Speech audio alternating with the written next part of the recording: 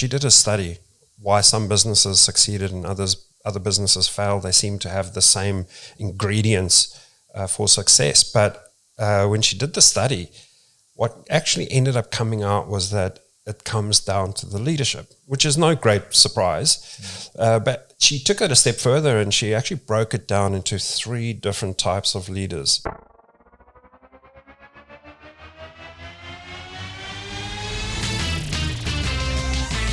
Welcome to the Action Playbook. I'm Jason Fox. And I'm Coach Robin. And we are helping leaders take action in life and business. Yo, we're recording. Welcome back to the Action Playbook, episode 13. Today we're here to discuss leadership. Leadership. One of my big passions when it comes to business is leadership, because it's about people, right? People work with people. People deal with people. Mm-hmm. And leaders create leaders. So if you want really good people in your business, you have to create them. Correct. I think a good starting point, Jason, is just explaining the difference between what leadership and management is. Yeah. Because I think for a lot of people, they get that confused. So they feel like, managing is actually leadership, but it's 2 totally separate roles. I agree. So on the one hand, you have the leadership, and leadership is all about enrolling, inspiring, creating geniuses around you, making people around you smarter. And management is about tasks and getting things done. So the way I always look at it is, leaders create and design systems, and then managers implement those. It could be the same person, but they are separate roles. Yeah, management is almost do as you're told, whereas leadership is let's be free thinking and empower people to think on their own. Creativity, yeah. I think what being the same person, I think that leads me to a very important point I want to make today as well. Is that just because you're working on your own, you don't have a team around you. Leadership and management still applies to you, because there's self-leadership, self-management, self-discipline, all of those things that come into play. So leadership, whether you're a one-man band or whether you have a team of 2,000 people, leadership still plays a part in that. Yep. Couldn't agree more. Even if you're a one-man band, sometimes you've got to lead your clients, you've got to lead there's still people around you. If you never, ever actually work on your own, unless you're potentially an IT developer sitting in a dark room working to create Bitcoin, chances are, even in your business, if you're self-employed, that you've got contractors that work under you, there's still something else, and you still got to steer and guide and get all those people to fit into your business, don't they? Absolutely. Yeah, that coming back to that enroll and inspire, right? It's about getting people involved, bringing people into the process, making them smarter. There's a book that I read, it's called Multipliers by Liz Wiseman, and she did a study why some businesses succeeded and other businesses failed. They seem to have the same ingredients for success. But when she did the study, what actually ended up coming out was that it comes down to the leadership, which is no great surprise. But she took it a step further and she actually broke it down into 3 different types of leaders in the book. And the first one is a diminisher, then you get an accidental diminisher, and then you get a multiplier. And so just to explain the difference between each of those, a diminisher is somebody who actively goes and makes other people feel small to make themselves feel big. Yeah. A bully. That's what we call them in the business world, right? It's a bully boss. If you're listening to this, you might actually have experienced that. You might actually have worked for someone who, actively made you feel small so that they could feel better about themselves. That's a diminisher. And then there's the accidental diminisher, and this is one I can relate to because I fitted into this category for quite a while before I understood this. So an accidental diminisher is somebody who doesn't allow people to grow, but not intentionally. It is accidental, right? So for myself, for example, I thought my role as the CEO in the business was to have all the right answers. You know, the smart guy that everyone could come to, and I will know what to do, right? The best in the business, Yeah, the genius in the business. Which a lot of people are going to feel that way. Sorry to interrupt. A lot of people are going to feel that way because it's their business. It's our direction. People are relying on me to make this work. I've got to ensure that these people get paid. So it's like the buck stops with me, but that doesn't necessarily mean that the people around you don't have better ideas, right? Yeah, exactly. And which leads us, and by the way, when working under a diminisher, even an accidental diminisher, the study that she did showed that productivity was around 50%. And that was self-assessed by people who worked in those teams. Yeah, okay.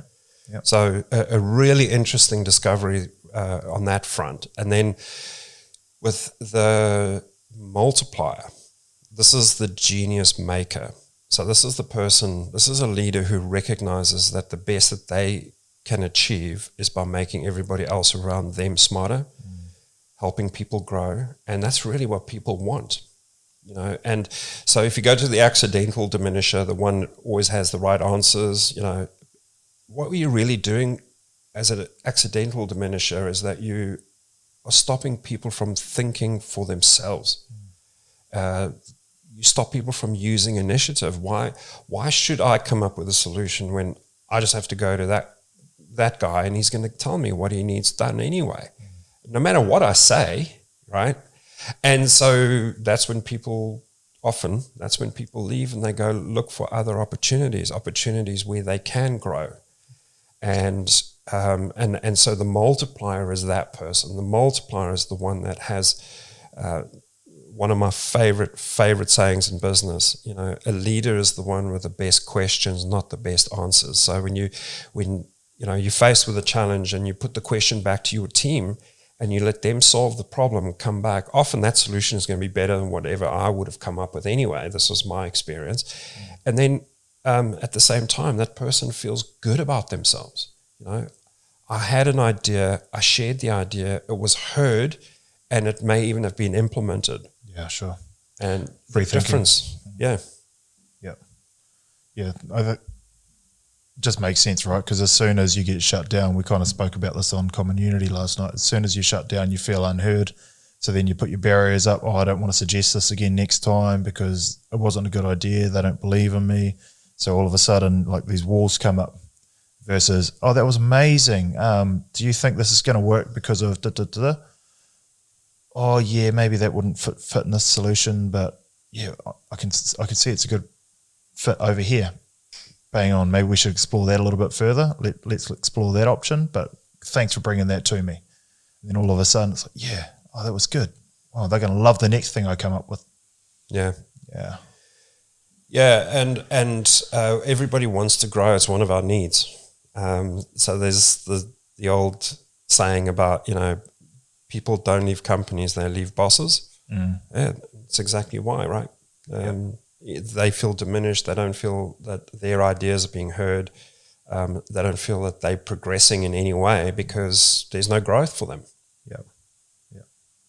The multipliers in the multipliers book, by the way, the study that they did showed that working under a multiplier leader, the leader that asks the best questions to get the best answers from the team, productivity goes up even up to 200%. Okay, yeah.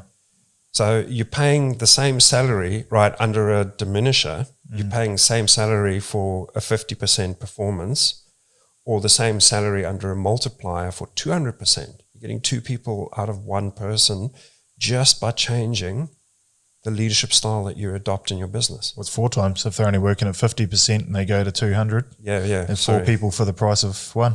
Yeah, I was never good at maths. Yeah. And that is a significant shift, right? Yeah, sure. And I saw this firsthand because, as I said, I was an accidental diminisher in my own business. And as soon as I cottoned onto the idea of, hold on, I don't have to have all the answers, man, it was a relief for me. It created a lot of pressure for me to be the ideas guy all the time, you know, the visionary and coming up with all the solutions and the ideas. And as soon as I let that go, it was like a burden had been lifted off of my shoulders. And I felt so good. And by doing that, empowering everyone around me, the efficiency in the business, just honestly, it was like a watershed moment for us in terms of the growth that we experienced after that. Okay. Yeah. It's amazing the difference that leadership can make. And I mean, you know, in the military, this is something that everyone understands. You know, you want to follow someone who has your best interest at heart, someone who wants to keep you safe, bring you home. You know, when you go into battle, make sure everyone comes home safe. That's the type of leader that you want, because they care about those around them. Yeah, they're on board with the vision. I mean, I've got mates, companies where often they'll be leaving the office at 8 o'clock and they'll be like, look at these legends. There's still 2 or 3 people in the office. And that's the leadership that's got them there. It's not because they have to be there. Their contract states 8, 9 o'clock till 5 o'clock, whatever it may be. But they are enjoying the process, everything that's they're doing within that business. So they want to be there to achieve more for the business and to be a part of that journey. Guess what? They're the staff that go right to the top of the list too. Yeah. You know, that's not, well, it's definitely seen and it's not forgotten. So yeah, just, yeah, leadership, man, it's so important. You can't dictate, you've got to empower.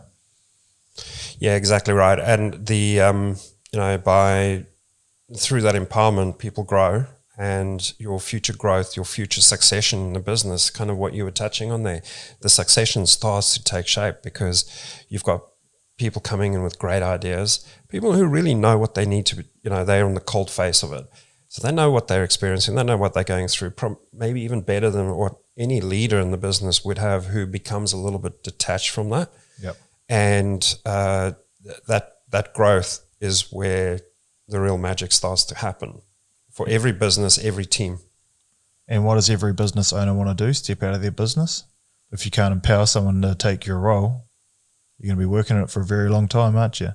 But all of a sudden you've given someone this power and you're like, you know what, you're doing a better job than I am in that field. Like, take it, run with it. You've got my blessings. Unless it's going to cost me $100,000, don't come tell me about it. You know, wherever you fit in your parameters of your business. And that's when I've got friends that have got publicly listed companies now that literally say, oh, we hired this GM or whatever role it was, and all of a sudden the business just 3x'd because they gave them the ability to take the reins. Yeah, Richard Branson is a classic example of that too. He intentionally set out to find people smarter than him to run an organization. So he was putting these, you know, he wasn't the one that was driving it. He was just the one that was being reported back to about what was happening. Yeah. But everyone around him was empowered to do what they're really good at. And that's a real key, man. Yeah. A couple of other traits for good leadership, you know, so making those around you smarter, being consistent. You know, you don't want to work for someone who every day comes in with a different mood, has one set of rules for one person, a different set of rules for someone else. It's got to be consistent, right? Correct. A good leader is optimistic. You know, a good leader, when they walk through the workplace, it's going to be, yeah, you know what? The news is full of recessions and everything, but don't worry, guys. We've got this. We're okay. We've got a healthy pipeline. It's always optimistic, sure. Right? Yeah. You can imagine the feeling if you walk through the office and you go, "Ooh, we're in shit, guys. We're in trouble. You need to work harder because we're not going to make it at this rate." Yeah. I don't know if I can pay you this week. What? Exactly. And ring the banks. Yeah. Ring your banks and tell them you're not going to meet your mortgage repayments. Yeah. And next day you get like 3 resignation letters on your desk. Oh shit, they were my key people. I don't understand. So optimism is definitely a key trait. And then of course, being focused on personal development for the people around you, making those around you smarter, being the genius maker, not the genius.